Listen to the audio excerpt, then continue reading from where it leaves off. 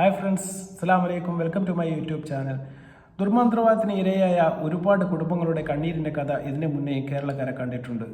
എന്നാൽ 596 പവൻ സ്വർണ്ണാഭരണവും അതുപോലെ തന്നെ 10 ലക്ഷം രൂപയും കൈക്കലാക്കിയ ജിന്നുമ്മയുടെ ഒരു കഥയുമായിട്ടാണ് ഞാൻ നിങ്ങളുടെ മുമ്പിൽ എത്തിയിരിക്കുന്നത്.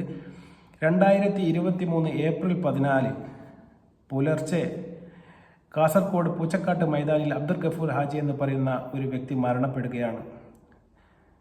സാധാരണ മരണം എന്നതിലുപരി ഏതാനും ദിവസങ്ങൾക്ക് ശേഷം കുടുംബക്കാർക്ക് മരണത്തിൽ ചില സംശയങ്ങൾ ഉടലെടുക്കുകയും അതിൻ്റെ അടിസ്ഥാനത്തിൽ അവർ പോലീസിനെ സമീപിക്കുകയും ചെയ്യുകയാണ്.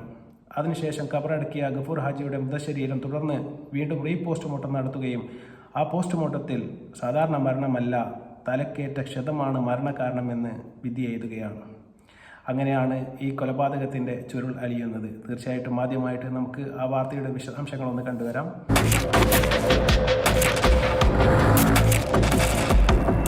2023 ഏപ്രിൽ 14 പുലർച്ചെ കാസർഗോഡ് പൂച്ചക്കാട്ടെ വീട്ടിൽ അബ്ദുൽ ഗഫൂർ ഹാജിയെ മരിച്ച നിലയിൽ കണ്ടെത്തുകയാണ്. സ്വാഭാവിക മരണമെന്ന് ആദ്യം വിശ്വസിച്ചു. പക്ഷേ ദിവസങ്ങൾക്കകം വീട്ടുകാർക്ക് ചില സംശയങ്ങൾ തുടങ്ങി. അങ്ങനെ മരിച്ചു ഖബറടക്കിയ ഗഫൂർ ഹാജിയുടെ ശരീരം പോസ്റ്റ്മോർട്ടം നടത്തി. തലയ്ക്ക് ക്ഷതമേറ്റാണ് മരണമെന്ന് മനസ്സിലായി.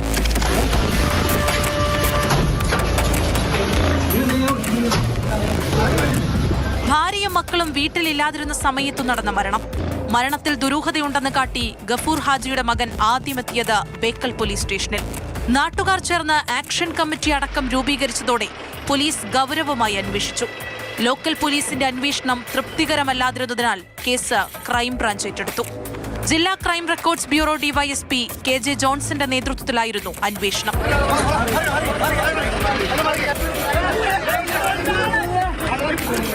ഹാജിയുടെ മരണത്തിന് മന്ത്രവാദവുമായി ബന്ധമുണ്ടെന്ന് അന്വേഷണത്തിൽ കണ്ടെത്തി.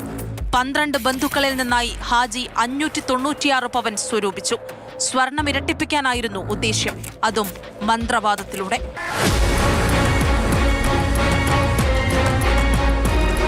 പ്രവാസി വ്യവസായി MC അബ്ദുൽ ഗഫൂർ ഹാജിയുടെ മരണം കൊലപാതകമെന്ന് തെളിഞ്ഞത് നീണ്ട 1.5 വർഷത്തെ അന്വേഷണത്തിന് ശേഷമാണ്.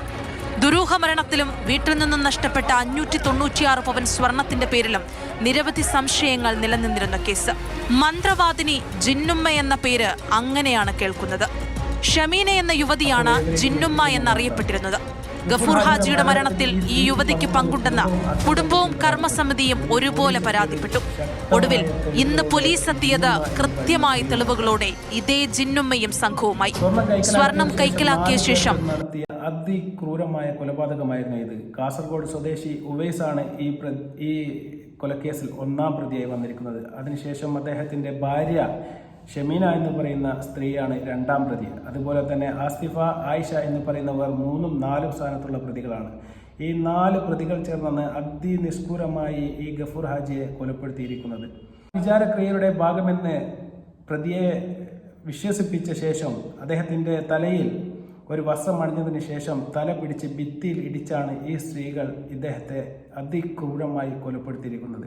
ഇത് മന്ത്രവാദത്തിന്റെ ഭാഗമായ പ്രവൃത്തി എന്ന രീതിയിൽ പ്രതിയെ വിശ്വസിപ്പിച്ചായിരുന്നു പ്രതികൾ ഈ കൃത്യം നടത്തിയത്. അതിനുശേഷം പ്രതികളുടെ വാട്സപ്പ് ചാറ്റുകൾ പോലീസ് പരിശോധിക്കുകയും ഈ പ്രതിയിൽ നിന്ന് അത് പിടിച്ചെടുത്ത ശേഷം അവരുടെ ചാറ്റുകൾ പരിശോധിച്ച ശേഷം പോലീസ് കേട്ട വിവരങ്ങൾ ഞെട്ടിപ്പോയി. കാരണം ഏകദേശം 596 പവൻ ഗോൾഡും അതുപോലെ തന്നെ ഏകദേശം 10 ലക്ഷം രൂപയുമാണ് ഈ ഗഫൂർ ഹാജി എന്ന് പറയുന്ന വ്യക്തിയിൽ നിന്നും ഈ 4-അംഗ സംഘം തട്ടിയെടുത്തത്. അതിനുശേഷം പൊന്ന് തിരിച്ചു ചോദിച്ചപ്പോൾ അത് ഇരട്ടിപ്പിക്കുമെന്ന് വിശ്വസിപ്പിച്ചാണ് ദുർബന്ധവാദത്തിലേക്ക് അദ്ദേഹത്തെ വലിച്ചയച്ചത്. അതുപോലെ തന്നെ സമൂഹത്തിൽ ഒരുപാട് സാമ്പത്തികവുമായി മുൻപന്തിയിൽ നിൽക്കുന്ന അവസ്ഥയിലുള്ള ആൾക്കാരെയാണ് ഈ പ്രതികൾ ലക്ഷ്യമിട്ടിരുന്നത്. അതുകൊണ്ട് തന്നെയാണ് ബഷീർ ഹാജിയുടെ അടുത്ത് ഇവർ എത്തിപ്പെട്ടത്. അതുപോലെ തന്നെ ഈ സ്വർണം ഇരട്ടിക്കാതെ ആയപ്പോൾ തന്നെ ഈ സ്വർണം തിരിച്ചു ചോദിക്കുന്ന ഒരു ഘട്ടത്തിലേക്ക് ഗഫൂർ ഹാജി എത്തിയപ്പോഴാണ് പെട്ടെന്ന് തന്നെ ആ അവിചാരക്രിയ നടത്തി സ്വർണം ഇരട്ടിപ്പിക്കാമെന്ന് വിശ്വസിപ്പിച്ച് അദ്ദേഹത്തെ അവിടെ എത്തിക്കുന്നതും അതുപോലെ തന്നെ അദ്ദേഹം ഈ കുടുംബത്തിൽ നിന്നെല്ലാം ശേഖരിച്ച സ്വർണവും പണവും എല്ലാം ഈ വ്യക്തികൾക്ക് കൈമാറുന്നു. അതിനുശേഷം വളരെ നിഷ്ഠൂരമായ രീതിയിൽ ഈ 4 പേരും ചേർന്ന് ഈ ബഷീർ ഹാജിയെ തല ഭിത്തിയിലടിച്ച് കൊലപ്പെടുത്തുന്ന ഒരു കാഴ്ചയാണ് നമ്മൾ കാണുന്നത്. എത്ര കേട്ടാലും കണ്ടാലും പഠിക്കാത്ത ഒരു സമൂഹം നമ്മുടെ ഇടയിൽ ഇന്നുമുണ്ട്. കാരണം പെട്ടെന്ന് പൈസക്കാരാവണം എന്നുള്ള ചില ചിന്ത നമ്മുടെ ഇന്നത്തെ സമൂഹത്തിൽ, അത് ചെറിയ തലമുറയായാലും വലിയ തലമുറയായാലും എല്ലാവരുടെ ഇടയിലും പെട്ടെന്ന് തന്നെ പൈസക്കാരനാണെന്നുള്ള ഒരു ആഗ്രഹം പുതുതലമുറയുടെ മനസ്സിൽ വിഷം കുത്തിവെച്ച പോലെ ആരോ കുത്തിവെച്ചിരിക്കുന്നു. തീർച്ചയായിട്ടും അതിന് പുറകെ ഓടുമ്പോഴാണ് പൈസ ഇരട്ടിക്കാനും സ്വർണം ഇരട്ടിപ്പിക്കാനും എല്ലാം പെട്ടെന്നുള്ള ഒരു ധൃതിയുടെ ഭാഗമായി നമ്മൾ എന്തും ചെയ്തു പോകുന്നു. അത്തരമൊരു സമൂഹത്തിനെയാണ് ഇവരെല്ലാം തന്നെ ബ്ലാക്ക്മെയിൽ ചെയ്തുകൊണ്ട് ഇത്തരം ജിന്നുമായി പോലത്തെ ഒരുപാട് ആൾക്കാർ ഈ സമൂഹത്തിൽ വിലസി നടക്കുന്നത്. തീർച്ചയായിട്ടും അത്തരം ആൾക്കാരെ ഒറ്റപ്പെടുത്തണം എന്നുണ്ടെങ്കിൽ നമുക്ക് സമൂഹത്തിൽ നിന്നും തീർച്ചയായിട്ടും നല്ല ഒരു